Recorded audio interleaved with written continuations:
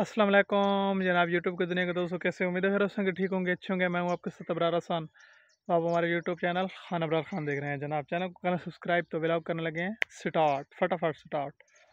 और आज के व्लॉग में कुछ ख़ास है, कुछ ख़ास दिखाने वाले हैं और कुछ ख़ास करने वाले भी हैं। क्योंकि मैं व्लॉग स्टार्ट करने वाला था तो मुझे अचानक से ख्याल आया कि आज का जो व्लॉग है ना, वो इस तरह बनाना है कि आप भी हैरान रह जाएंगे। पहले हम व्लॉग बनाते हैं तो हम मतलब कि एक पार्ट इधर से लिया चारों से, फिर जानवरों में या कहीं ट्रैक्टर पर हाल चला रहे हैं, ट्यूबवेल चलाया, कोई खेती का काम कर रहे हैं, कोई दुनिया का और काम कर रहे हैं।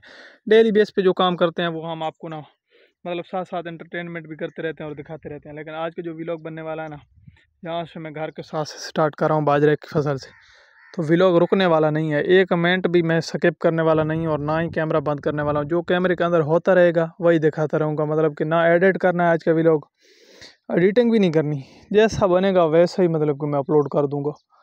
कोई ख़ास रोक कर मतलब दरमियान में नहीं बनाऊंगा और ना ही कोई पार्ट डालूंगा। जो जो पार्ट बनते रहेंगे ना, जैसे जैसे मैं चलता रहूँगा, जो जो दिखाता रहूँगा, वही जितना मिनट का बनेगा तो वही इंशाल्लाह आपको दिखा दूँगा।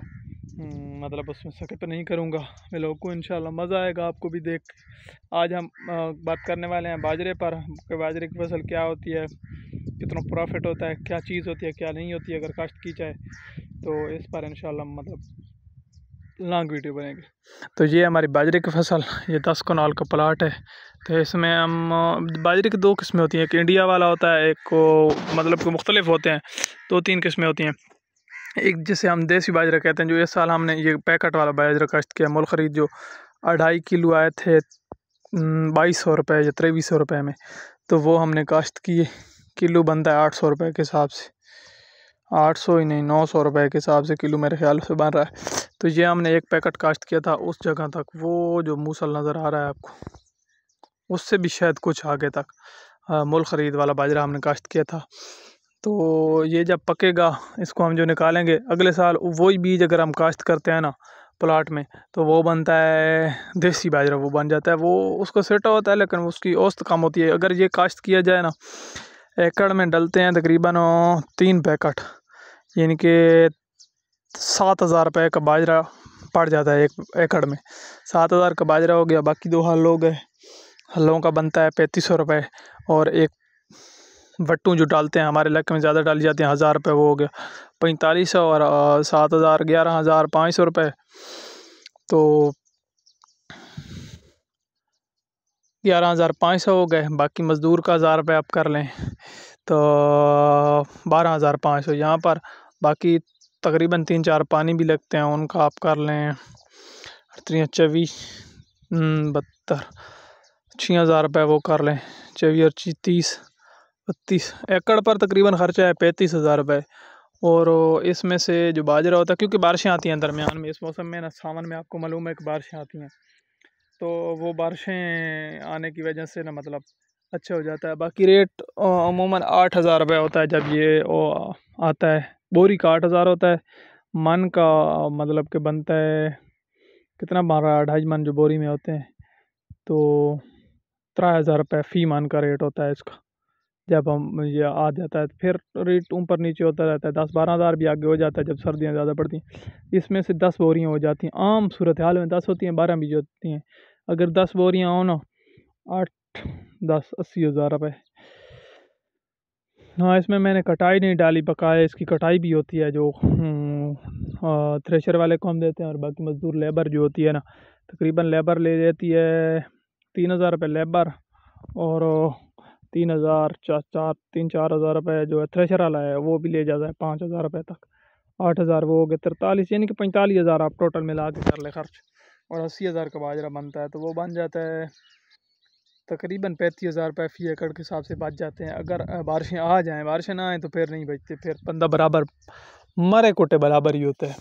अगर बारिशें आ जाएँ तो 35,000 रुपये फ़ी एकड़ बच जाता है। यार मैं एक ही लोकेशन पर खड़े होकर व्लॉग बनाने लग गया था, मुझे ऐसा नहीं करना चाहिए था, माजरत।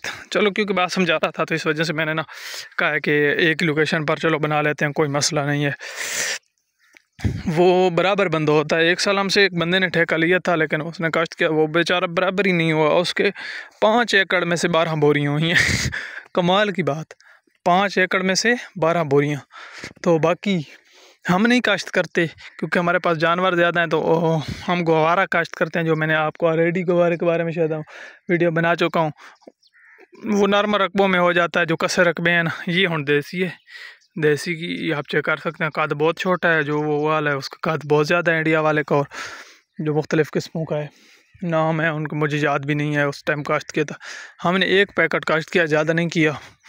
तो हमने देसी काश्त, हम देसी के काश्त करते हैं, जानवरों के लिए ठीक होता है। एक तो उसका टांडा जो है ना, वो ज़्यादा मोटा नहीं होता, बारीक होता है, तो वो नरम होता है, नरम जानवर फिर बड़े मज़े से खाते हैं। इसका टांडा बड़ा मोटा हो जाता है बाद में। तो ये हमने काश्त किया है, इंशाल्लाह इसका बदनी अगर बच गया, हमने खिलाना चार जानवरों को ही है। अगर बच जाता है ना, चारे खड़े बड़े ज़्यादा हैं मेरे, अगर बच जाता है तो इसकी औसत मैं आपको बताऊंगा कि क्या औसत आती है। इसका टांडा इतना मोटा हो जाता है। एक पुराना बूटा खड़ा है, पिछले साल का होगा शायद, जगन्नम के बाद का, तो वो फिर जानवर शौक से नहीं खाते।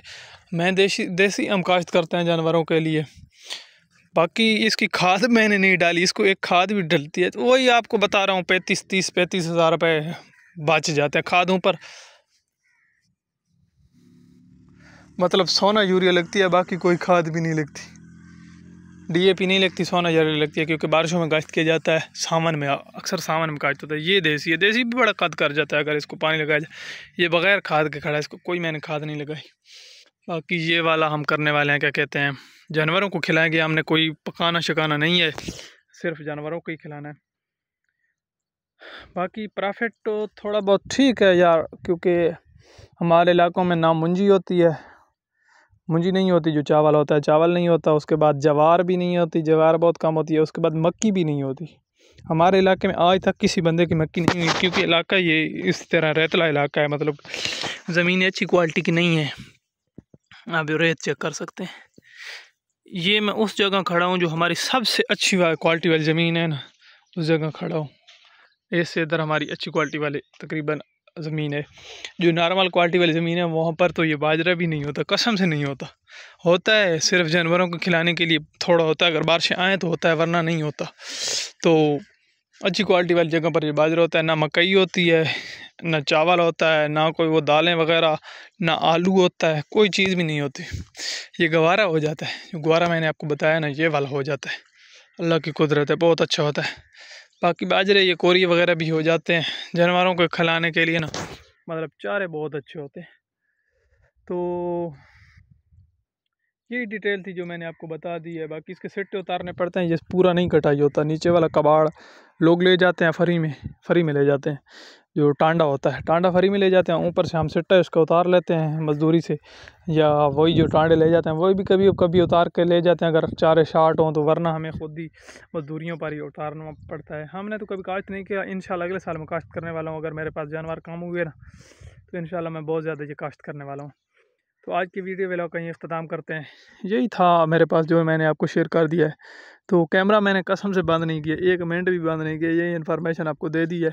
तो बहुत मज़े का वीलॉग मुझे लगता है बन गया है। तो आज की वीलॉग का ये अख्ताम करते हैं, कल इंशाल्लाह अच्छी वीडियो के साथ ज़रूर मिलेंगे। दुआ में याद रखना है, दुआ करनी है कि इन साल यार लोगों ने बड़ा काश्त किया है, साल बहुत ज़्यादा बाजरा काश्त किया गया है। दुआ करनी है कि बाजरे की फसल से लोगों को, बेचारों को बहुत ज़्यादा प्रॉफिट हो।